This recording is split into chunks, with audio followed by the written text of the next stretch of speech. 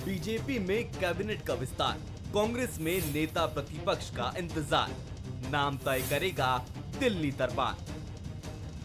मध्य प्रदेश की राजधानी भोपाल बेसब्री से दिल्ली की ओर देख रही है। बीजेपी हो या कांग्रेस, सभी की नजर दिल्ली दरबार की तरफ है, क्योंकि इस बार दिल्ली ही कुर्सी देने वाली है। बीजेपी में कैबिनेट गठन के बाद मंत्रिमंडल को लेकर चर्चाएं तेज है। रविवार को सीएम डॉक्टर मोहन यादव और प्रदेश अध्यक्ष वीडी शर्मा दिल्ली जा सकते हैं। हाईकमान तय करेगा कि किसके चेहरे पर अंतिम मोहर लगनी है, जिसमें जातिगत और क्षेत्रीय समीकरण समेत कई सारे फैक्टर को ध्यान में रखा जाएगा। देखिए, भारतीय जनता पार्टी की आज से नहीं बरसों पुरानी एक पद्धति है, प्रक्रिया है। और भारतीय जनता पार्टी अपने संविधान के अनुसार, अपनी परंपराओं के अनुसार उस प्रक्रिया का पालन करती है। मंत्रिमंडल का गठन माननीय मुख्यमंत्री जी का विशेष अधिकार है, लेकिन माननीय मुख्यमंत्री जी अपने वरिष्ठ नेताओं से, केंद्रीय नेताओं से विचार विमर्श करते हैं। ये होता आया और आगे भी होगा। नाम तय होने के बाद ये भी साफ हो जाएगा कि बीजेपी गुजरात फॉर्मूले के साथ आगे बढ़ रही है या पुराने चेहरों पर फिर विश्वास जताया गया। वहीं दिग्गजों की भूमिका पर चल रहा सस्पेंस भी समाप्त हो जाएगा। इधर सरकार के खिलाफ चेहरा यानी नेता प्रतिपक्ष की जिम्मेदारी का फैसला कांग्रेस ने दिल्ली आलाकमान पर छोड़ा है। सीनियर विधायकों के हार के बाद इस भूमिका में जो फिट बैठे और विपक्ष को 24 में भी मजबूती दे, ऐसे चेहरे की कांग्रेस को तलाश है। मध्य प्रदेश अब केंद्र शासित प्रदेश हो चुका है। यहाँ कुछ निर्णय नहीं होंगे। दिल्ली यदि छींकेगी तो यहाँ छींकना चालू हो जाएगा। दिल्ली उबासी लेगी तो दिल्ली के बाद यहाँ उबासियाँ चालू हो जाएंगी। अब सारा काम दिल्ली से ही होगा, तो लोकतंत्र अब दिल्ली के रिमोट से संचालित होगा इस प्रदेश का। कयास है कि बीजेपी और कांग्रेस आलाकमान 18 दिसंबर को होने वाले विधानसभा सत्र से पहले नाम तय कर लेगा। लेकिन क्या कांग्रेस पुराने ढर्रे से निकलकर इस बार एक्सपेरिमेंट करती दिखेगी या फिर विश्वस्त चेहरे को कमान मिलेगी? वहीं बीजेपी में दिग्गजों का क्या रोल होगा, सीनियर विधायकों की क्या भूमिका होगी, इन सब सवालों के जवाब आने वाले दिनों में सामने होंगे।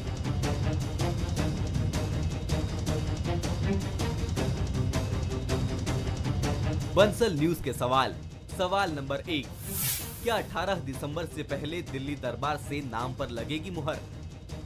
सवाल नंबर 2, क्या कांग्रेस इस बार बीजेपी की तरह प्रयोग करती नजर आएगी? सवाल नंबर 3, शिवराज और कमलनाथ जैसे दिग्गजों की क्या भूमिका होगी? नमस्कार, मैं हूं शरद द्विवेदी और हमारा आज का मुद्दा है दिल्ली देगी कुर्सी।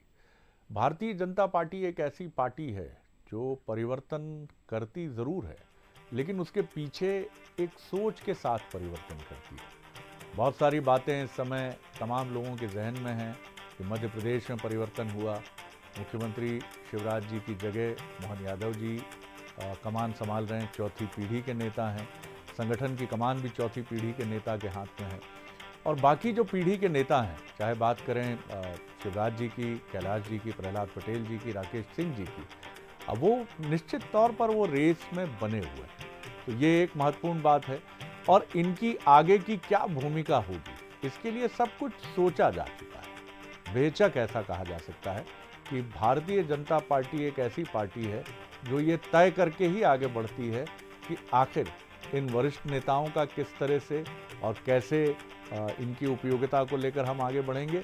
और इसी तरह कैबिनेट की अगर हम बात करें तो कैबिनेट को लेकर भी जो लाइकली एक तस्वीर आ रही है कि बहुत प्रयोगधर्मी कैबिनेट नहीं होगा। जो प्रयोग बीजेपी को करना था वो सांसदों को मैदान में उतारने और चेहरा बदलने के साथ बीजेपी कर चुकी है। प्रयोग का मतलब यही नहीं होता कि आप अच्छे नतीजों से उत्साहित होकर सिर्फ प्रयोग ही करते चले जाएं। तो जो दिल्ली से सोर्सेज से खबर आ रही है, हाईली प्लेस्ड सोर्सेज से बीजेपी के, कि कैबिनेट बिल्कुल उसी लाइन पर होगा जिस तरह से अब तक नजर आता रहा है।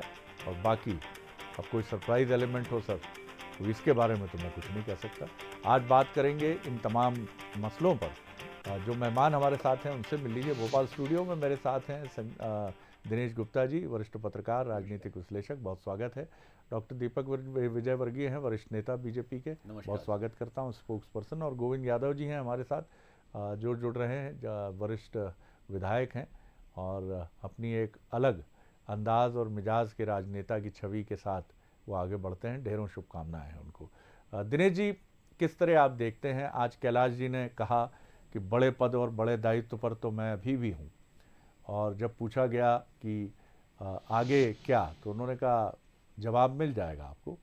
और यही भूमिका सबकी है, क्योंकि पार्टी माता और पिता की तरह भी होती है।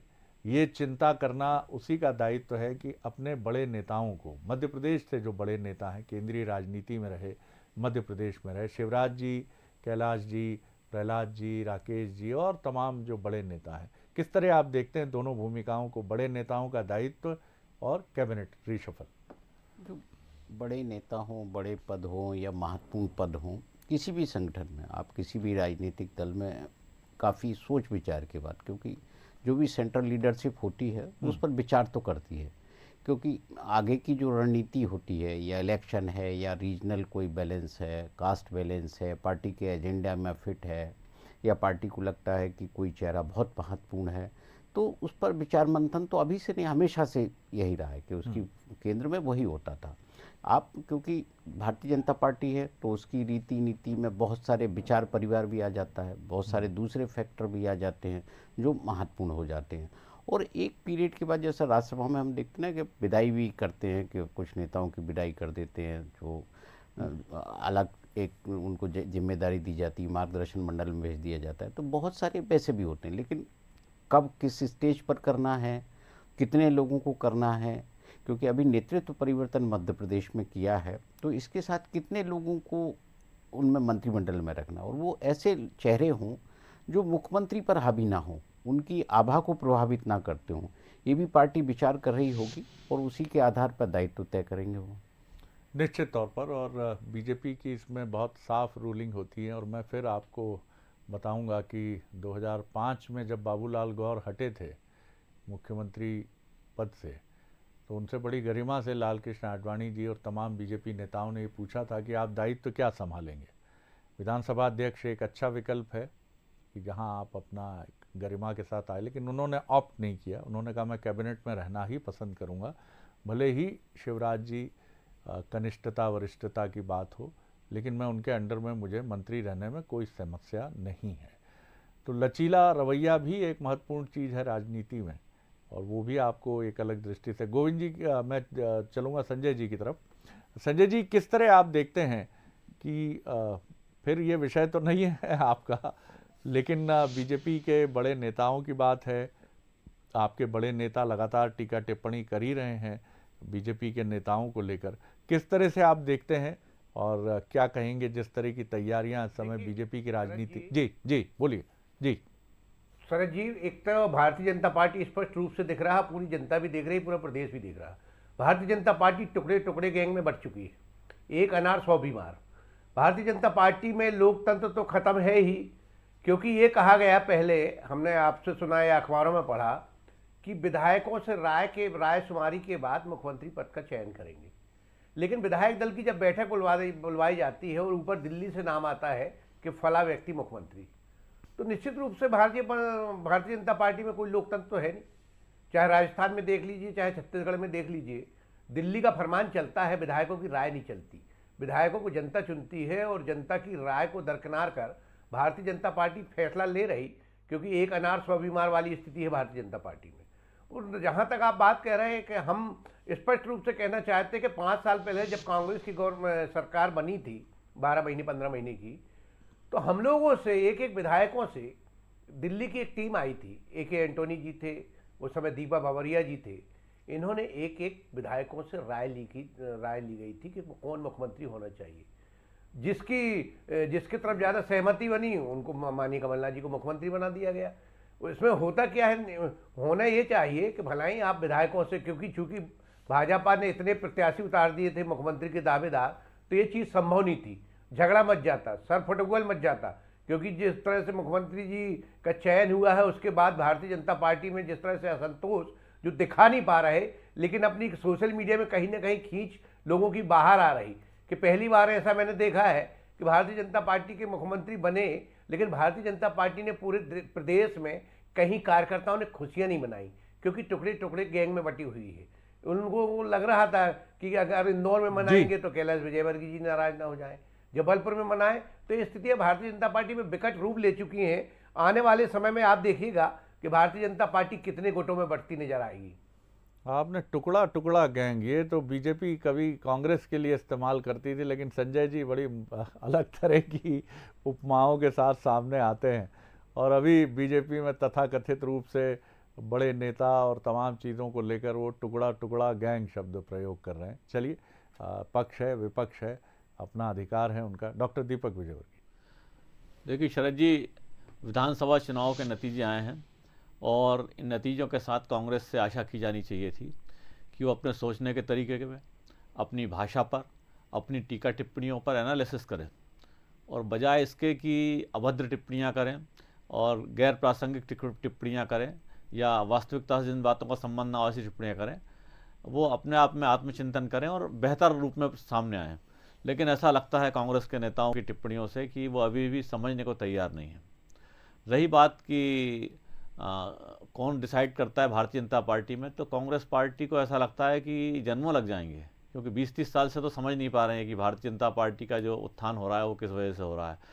सोचते कुछ और है, निकलता कुछ और है, और तो कांग्रेस पार्टी वहाँ तक पहुँच पाएगी ऐसा लगता नहीं है। भारतीय जनता पार्टी की अगर मैं उस तरह से बात करूँ तो संवैधानिक रूप से सारी बातें मुख्यमंत्री जी को तय करनी है। मुख्यमंत्री जी का चयन भी विधायक दल ने किया है और कांग्रेस पार्टी अपनी टिप्पणियां करने के लिए स्वतंत्र है। लेकिन मैं उनको याद दिलाना चाहूँगा कम से कम कि 1980 में एक विधायक दल की बैठक हुई थी जिसमें शिवभानु सिंह सोलंकी को सबसे ज़्यादा वोट मिले थे। लेकिन आज जो ये कांग्रेस के नेता हैं कमलनाथ जी, उन्होंने षड्यंत्र करके अर्जुन सिंह जी को मुख्यमंत्री बनवा दिया था। ऐसे ही 1993 में हुआ था जब सुभाष यादव जी मुख्यमंत्री चुने जाने वाले थे और कुछ लोगों ने षड्यंत्र किया और दिग्विजय सिंह जी को मुख्यमंत्री बनवा दिया। तो ऐसा षड्यंत्र हमारे यहाँ भारतीय जनता पार्टी में नहीं होता है, ना तो कोई दावेदार होते हैं, ना इस तरह के षड्यंत्र होते हैं। भारतीय जनता पार्टी का एक संसदीय बोर्ड है।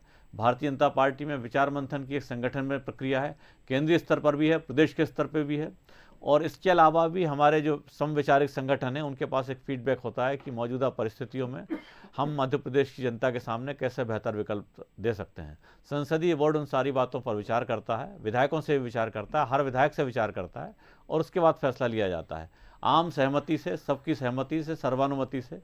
मोहन यादव जी मध्य प्रदेश के मुख्यमंत्री चुने गए हैं और जो लोग मध्य प्रदेश का इतिहास समझते हैं, जो मोहन यादव जी को जानते हैं 40 सालों से, वो ये समझ पाएंगे कि मोहन यादव जी आने वाले वर्षों में दिखाएंगे कि पिछले 60-70 सालों में जो मध्य प्रदेश के सबसे अच्छे मुख्यमंत्री रहे हैं उनसे भी बेहतर मुख्यमंत्री मोहन यादव जी सिद्ध होंगे। बिल्कुल, इसके लिए तो बेशक उन्हें शुभकामनाएं दी ही जानी चाहिए।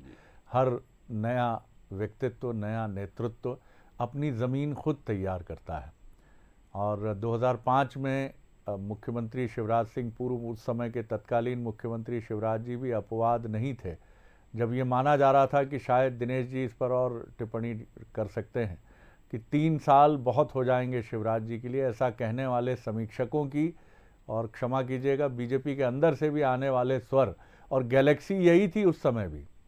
उस समय भी कई बड़े नेता थे, सुंदरलाल पटवा जी थे, बाबूलाल गौर जी थे और इसके अलावा भी कई बड़े नेता थे और कई शिवराज जी के समकालीन थे। लेकिन हर नया नेतृत्व अपनी ज़मीन तैयार करता है। मोदी जी भी इसका अपवाद नहीं है, उन्होंने भी उसी गैलेक्सी के बीच में से अपने को प्रमाणित किया है। दिनेश जी, आपने एक शब्द का प्रयोग किया था कि वरिष्ठ नेताओं की आभा से मुख्यमंत्री प्रभावित ना हो।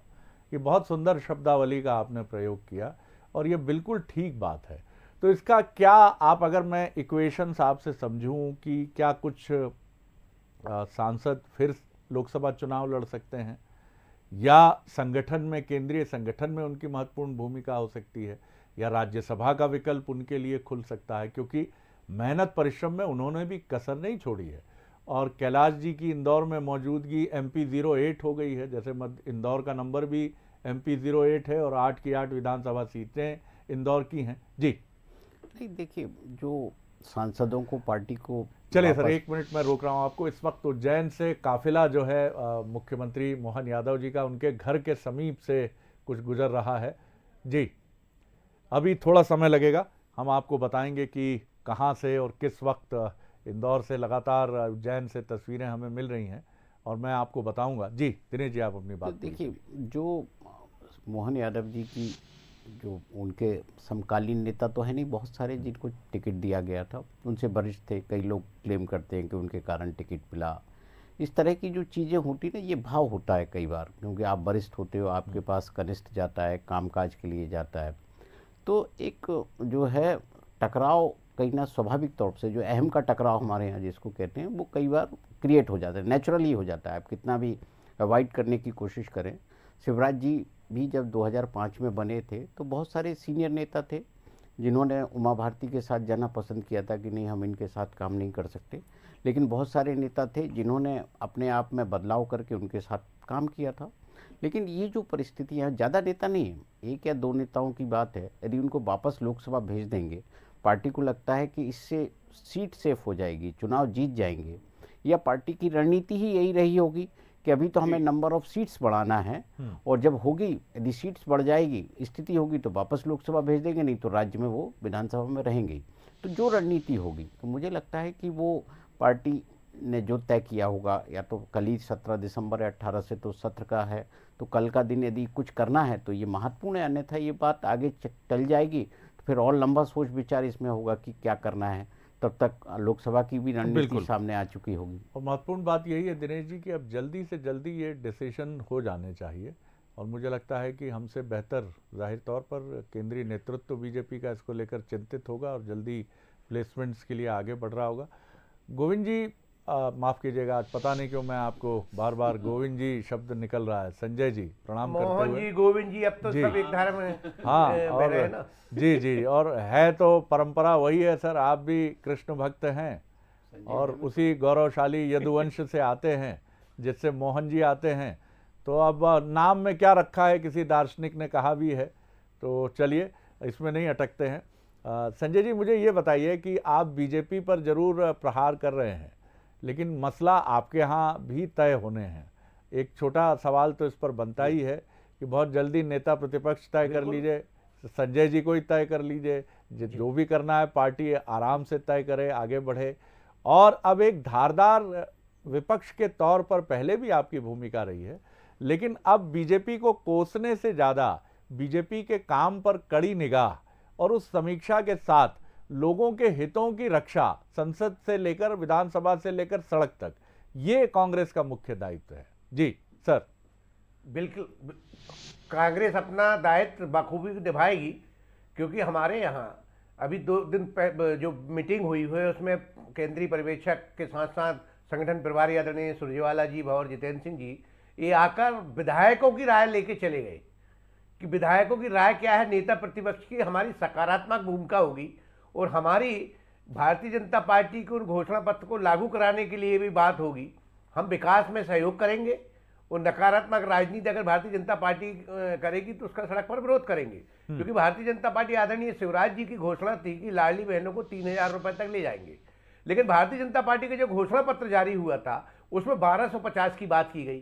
तो क्या मतलब आदरणीय माननीय पूर्व मुख्यमंत्री जी का जो 3,000 की घोषणा थी उसको खत्म कर दिया जाएगा अगर ये बात भारतीय जनता पार्टी घोषणा पत्र की बात मानेगी, कि जो शिवराज जी की घोषणा थी उसकी मानेगी? उस पर भी तो कांग्रेस का विचार होगा ना कि भाई शिवराज जी कह रहे थे कि 3,000 रुपए तक ले जाएंगे, लेकिन भारतीय जनता पार्टी की घोषणा पत्र कहता है कि हम लाडली बहनों को 1250 देंगे। तो ये विसंगतियां विपक्ष का काम बनता है कि सत्ता पक्ष को उसके घोषणा पत्र के साथ साथ पूर्व मुख्यमंत्री की घोषणा याद दिलाना कि आपने जनता से क्या वादे किए थे जिसके आधार पर आपको वोट मिला है। लेकिन शिवराज जी ने भी, जहाँ तक मुझे ध्यान है, उन्होंने ये कहा जैसे जैसे आगे बढ़ेंगे, ऐसा उनका शब्द था जब वो मुख्यमंत्री के पद पर थे। बहरहाल इस पर टिप्पणी के अधिकारी डॉक्टर दीपक विजयवर्गीय हैं, इसका भी उत्तर वो देंगे ही देंगे, और तमाम वो सवाल जो विपक्ष भी खड़े कर रहा है और मीडिया से भी बातें हैं कि साहब अब एक बेहतर समायोजन हो, एक बहुत ही बेहतरीन आपके पास जनादेश है और बहुत ही बढ़िया लीडरशिप है आपके पास। मोहन जी की बात करें, तमाम और बड़े नेताओं की बात करें, और जो नेता मध्य प्रदेश आए हैं उनके तो जवाब तमाम, मतलब एक गैलेक्सी है आपके पास तमाम लीडर्स की। तो बढ़िया मंत्रिमंडल आए, काम शुरू हो तेज़ी से। जी नहीं, बिल्कुल हमें आशा करनी चाहिए कि मध्य प्रदेश में जो आगामी मंत्रिमंडल बने वो पूर्व के तमाम पिछले 50-60 सालों के मंत्रिमंडल से बेहतर काम करे, क्योंकि बेहतरी की गुंजाइश हमेशा होती है। हमारे यहाँ हमेशा से कहा जाता रहा है परंपरा से कि परफेक्ट कुछ भी नहीं है, केवल भगवान कृष्ण को परफेक्ट माना जाता है, इसके अलावा सब में परफेक्शन और आगे परफेक्शन की तरफ जाने की गुंजाइश है। तो मंत्रिमंडल के कामकाज में भी, कैबिनेट में भी, मुख्यमंत्रियों के तरीके में भी बेहतरी की हमेशा गुंजाइश है। और हमें उम्मीद करना चाहिए कि जिस तरह जनता ने जनादेश दिया है, जिस तरह मोदी जी की गारंटी पे काम हुआ है, और मोदी जी ने जिस तरह केंद्रीय स्तर पर एक ट्रांसपेरेंट सरकार दी है, सबसे ज़्यादा काम करने वाली सरकार दी है, कमज़ोरों को मजबूत बनाने वाली सरकार दी है, दुनिया में भारत की छवि उठाने वाली सरकार दी है, ऐसे ही मध्य प्रदेश की आने वाली सरकार देश में मध्य प्रदेश का कद बढ़ाएगी। मतलब आर्थिक स्तर पर क्या स्थिति हो, जो सूचकांक हैं उनको बढ़ाने की दिशा में हम किस तरह आगे बढ़ें, यहाँ की अधोसंरचना किस तरह से आगे बढ़े, और सबसे बड़ी बात कि मध्य प्रदेश के 8 करोड़ लोगों की जो बढ़ती हुई आकांक्षाएं हैं उनको किस तरह पूरा किया जा सके। संजय यादव जी ने बड़ी सकारात्मक बातें कुछ कही हैं कि वो अब सकारात्मक पक्ष के रूप में भी विचार कर रही है कांग्रेस पार्टी। तो निश्चित तौर पर अगर कांग्रेस पार्टी ऐसा कर पाती है तो उनका स्वागत है। निश्चित तौर पर हमने जो मैनिफेस्टो है, हमारा जो घोषणा पत्र है, उसको लागू करने की जिम्मेदारी हमारी है। अगले 5 सालों में हम किस तरह उसको पूरा करें, ये हमारी जिम्मेदारी है। कांग्रेस की भी जिम्मेदारी है कि वो हम पर नज़र रखे, पूरी नज़र रखे, हम पूरी ट्रांसपेरेंसी से काम करें, अपनी जो जवाबदेहियाँ उनको पूरा करें। अगर कांग्रेस पार्टी ऐसा कर पाएगी तो निश्चित तौर पर एक अच्छा लोकतांत्रिक माहौल मध्य प्रदेश में होगा और भारतीय जनता पार्टी को भी जनता की अपेक्षाओं पर खरा उतरने में मदद मिलेगी। चलिए दिनेश जी, बहुत कम वक्त है मेरे पास। क्या लोकसभा तक कुछ और गेम प्लान भी बीजेपी का हो सकता है कि एक बहुत छोटे कैबिनेट के साथ आगे बढ़ें? लोकसभा के बाद सारी जिम्मेदारियां, कई सवाल तो लोकसभा चुनाव के ठीक पहले मिल जाने चाहिए, कैसे देखते हैं आप? बिल्कुल, इसीलिए बहुत जल्दी पे नहीं है, वो विचार कर रहे हैं, क्योंकि बार बार परिवर्तन भी ठीक नहीं होता। तो जो भी करना है, क्योंकि यदि किसी को लोकसभा चुनाव भी लड़ाना है तो उसे अभी तैयारी का वक्त देना पड़ेगा। बहुत कम समय बचा हुआ है, इसलिए जो मंत्रिमंडल है वो जो आवश्यकता होगी, फ्यूचर के लिए भी थोड़ा बहुत जो स्पेस रखते हैं मुख्यमंत्री, उतना वो स्पेस रखेंगे, कहीं आवश्यकता होगी। लेकिन होंगे वही लोग जिनको लंबी पारी तक, लंबे समय तक मंत्रिमंडल में बनाकर रखा जा सके। बिल्कुल, यही सबसे महत्वपूर्ण बात है कि अब भारतीय जनता पार्टी बेहिचक ये चाहेगी, क्योंकि उसकी 163 की जीत एक बहुत ही लैंडस्लाइडिंग विक्ट्री तो है, और ये संगठन और प्रधानमंत्री के चेहरे की एक अद्भुत मुहर भी है। तो इसको बहुत इंटैक्ट करके अगले 2028 के चुनाव तक ले जाने की बीजेपी पूरी कोशिश करेगी, क्योंकि ये जीत ऐसी भी है कि जिस पर बहुत मनन विश्लेषण आगे होगा। हो सकता है कि आपको कोई MBA स्कूल भी इस पर बात करता हुआ आगे नज़र आए कि किस तरह से कांटे का मुकाबला माने जाने वाला है या कांग्रेस की एज का मुकाबला बीजेपी ने अपने पक्ष में किया। इसलिए बीजेपी बहुत चतुराई से ये सारी चीज़ें तय करेगी, इंतज़ार कीजिए। बहुत शुक्रिया आप सभी का। बने रहिए बंसल न्यूज़ पर। खबरों का सिलसिला लगातार जारी है। एक्सक्लूसिव बुलेटिन छत्तीसगढ़ का मोर माटी मोर खबर। नमस्कार।